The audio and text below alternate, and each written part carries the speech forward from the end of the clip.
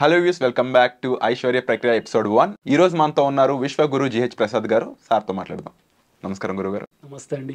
గురుగారు, నేను ఈ రీసెంట్ టైమ్స్లో ఎక్కువ వింటున్న లా ఆఫ్ అట్రాక్షన్ అనే కాన్సెప్ట్కి మన ఆస్ట్రాలజీ అనే కాన్సెప్ట్కి చాలా దగ్గర సంబంధం ఉంది. ఈ రెండు ఇంటర్లింక్డ్, విశ్వంలో ఈ రెండు కాన్సెప్ట్లు ఒకేసారి పుట్టాయి అనేది వింటూ ఉన్నాను అనమాట. దీనికి సంబంధించి వివరణ ఇస్తారా? ఆస్ట్రాలజీ అనేది కొంతమంది ఋషులు కొన్ని వందల సంవత్సరాల పాటు తపస్సు చేసి రూపొందించారు.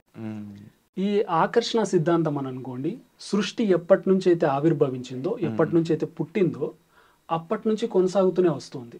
ఆస్ట్రాలజీకి, లా ఆఫ్ అట్రాక్షన్కి అంటే ఆకర్షణ సిద్ధాంతానికి అవినాభావ సంబంధం కూడా ఉంది.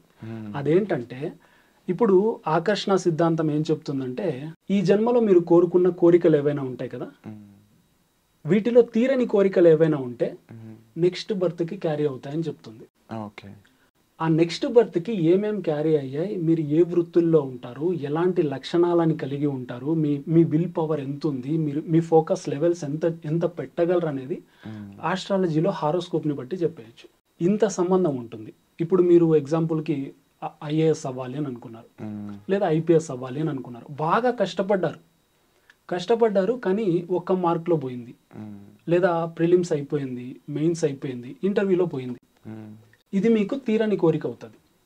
తప్పించారు బాగా. ఆకర్షణ సిద్ధాంతం ఏం చెప్తుంది? లెవెల్స్ ఉంటాయి. Alpha, beta, gamma, theta, delta అని కొన్ని లెవెల్స్ ఉంటాయి. డెల్టా ఫ్రీక్వెన్సీని ఎవరెవరైతే మ్యాచ్ చేస్తూ ట్రై చేస్తారో వాళ్ళు ఐఏఎస్ అయిపోవచ్చు. ఆల్ఫా స్టేట్లో కానీ, బీటా, గామా ఈ స్టేట్లలో ట్రై చేస్తూ విఫలమైన వాళ్ళు ఉంటారు చూడండి, వీళ్ళ కోరికలన్నీ నెక్స్ట్ బర్త్కి క్యారీ అవుతాయి. నెక్స్ట్ బర్త్కి గ్రహస్థితి, ఇప్పుడు గ్రహస్థితి అని కూడా వీటిని కొంతమంది కొట్టి పడేస్తూ ఉంటారు. అలా కొట్టి పడేయాల్సిన అవసరం లేదు. ఇప్పుడు మనం ఒక ఇంట్లో ఉన్నాం, ఇక్కడ తల్లి ఉంటారు, తండ్రి, పిల్లలు అందరూ ఉంటారు.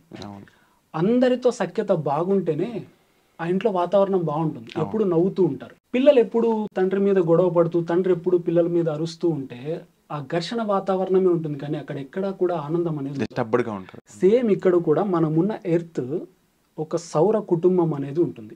సూర్యుడు కానీ, దాని తర్వాత వచ్చే బుధుడు, శుక్రుడు, భూమి, కుజుడు, గురుడు, శని, ఈ ప్లానెట్స్ అన్నీ కూడా మన మీద ప్రభావం చూపిస్తాయి. ఇప్పుడు మీరు అక్కడ కూర్చొని ఉన్నారు, మీకు ఒక ఆరా అనేది ఉంటుంది. ఆ ఆరా ఏం చేస్తుంది అంటే, మీ కోరికల్ని బట్టి అన్ని వస్తువుల్ని ఆకర్షిస్తూనే ఉంటుంది నిరంతరం మీ వైపుకి. సేమ్ ఈ సౌరమండలంలో ఉన్న ఈ ప్లానెట్స్ కూడా మీ శరీరాన్ని లాగుతూ ఉంటాయి. బాధకాధిపతి అని ఒక రోజు వస్తుంది. ఆ రోజు చూడండి, మీరు ఏం చెయ్యకపోయినా అలసిపోతారు. అలా మనిషికి ఏ విధంగా అయితే ఆకర్షణ శక్తి ఉందో, సౌర కుటుంబంలో ఉన్న ప్రతి ప్లానెట్కి ఆకర్షణ శక్తి ఉంటుంది. అవన్నీ లాగుతూ ఉంటే మీరు లాగుతూ ఉంటారు. ప్రతిదీ విశ్వం మొత్తం ఆకర్షణ శక్తి సిద్ధాంతం మీద పనిచేస్తూ ఉంటుంది. లా ఆఫ్ అట్రాక్షన్ కనెక్ట్ అవుతుంది. రెండింటికి చాలా అవినాభావ సంబంధం ఉంటుంది.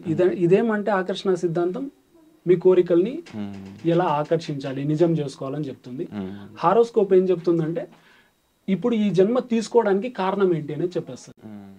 తండ్రి ఎలాంటి వాడు వస్తాడు, తల్లి ఎలాంటి తల్లి ఉంటుంది, సోదరులు ఎలా ఉంటారు, ఎవరు మిమ్మల్ని మోసం చేస్తారు, ప్రతిదీ హారోస్కోప్లో చెప్పేయచ్చు.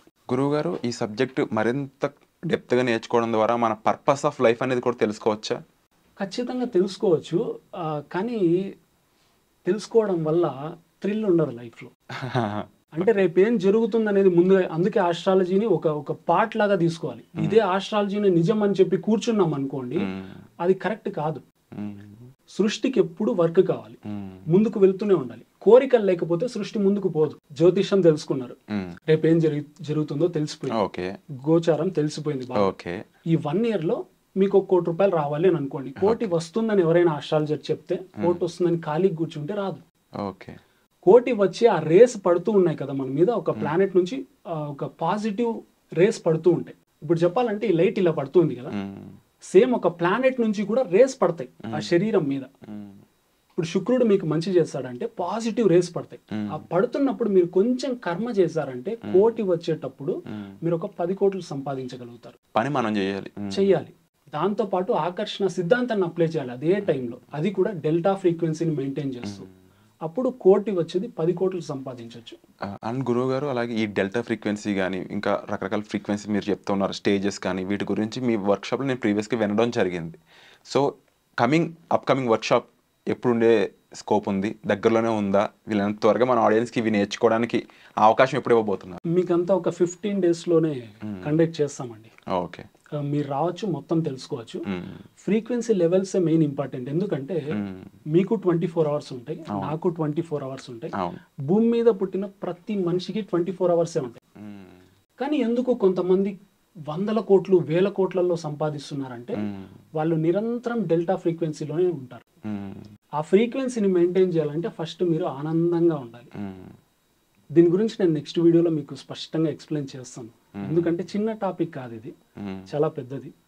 తదుపరి వీడియోస్లో మీకు అందరికి తెలియజేస్తాను. తప్పకుండా గురుగారు. అండ్ ముఖ్యంగా ఈ ఆస్ట్రాలజీ, లా ఆఫ్ అట్రాక్షన్ మధ్యలో కనెక్షన్ చెప్పడంతో పాటుగా ఎన్నో వివరణలు మాకు ఇచ్చినందుకు థ్యాంక్ యూ సో మచ్.